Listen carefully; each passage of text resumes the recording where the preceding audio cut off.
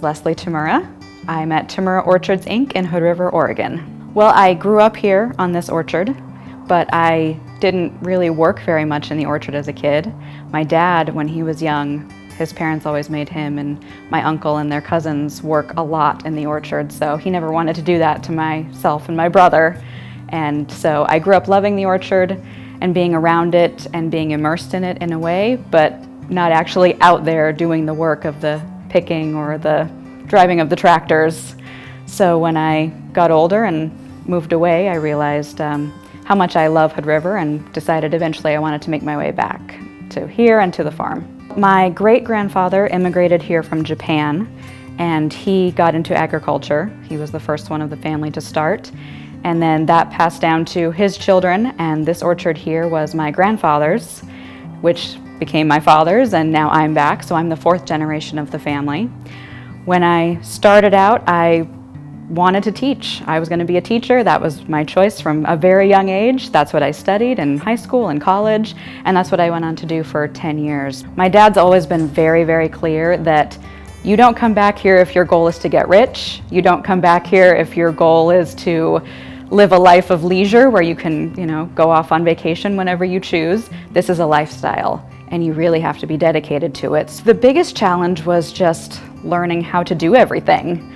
As I said, I wasn't out there doing the picking or driving tractor or that sort of thing growing up. So coming back, I knew enough about the orchard to know, the seasonal jobs that we do and some of the things we have to do throughout the year. But in terms of the day-to-day hands-on work, I'm basically starting from scratch when I came back. And so it was just learning little by little, trying to focus on what I am learning versus all of the things I don't know, because if I focus on all the things I don't know, it's huge, it's overwhelming.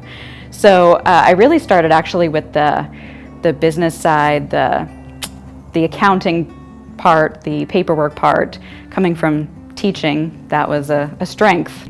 And then from there just branched out into, learning to load bins with our lift truck and how to do maintenance on our machinery and that sort of thing. And it's still an ongoing process, just every day, learn something new. I think the biggest surprise for me was the layers of multitasking that go into this job. And it was interesting because as a teacher, I felt like I was really great at multitasking. All day, that's what I had to do. And I thought that's the part that I'll really be strong in coming back to this because there's so many things to focus on.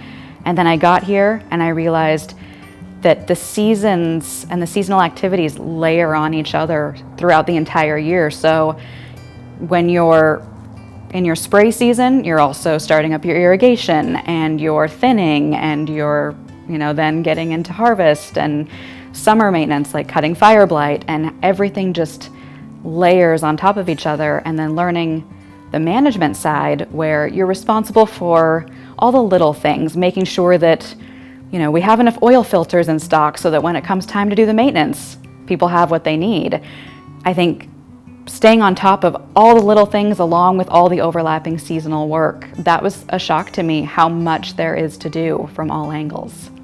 It used to be that growers were taught they needed to be the jack of all trades. They needed to be the mechanics and the accountants and the growers and a million other things.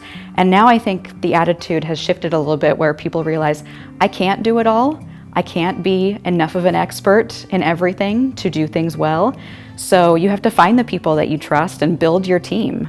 I'm really lucky because I've built a really great team of people that I can go to with problems, challenges, questions, and I can trust that they're going to help me through it.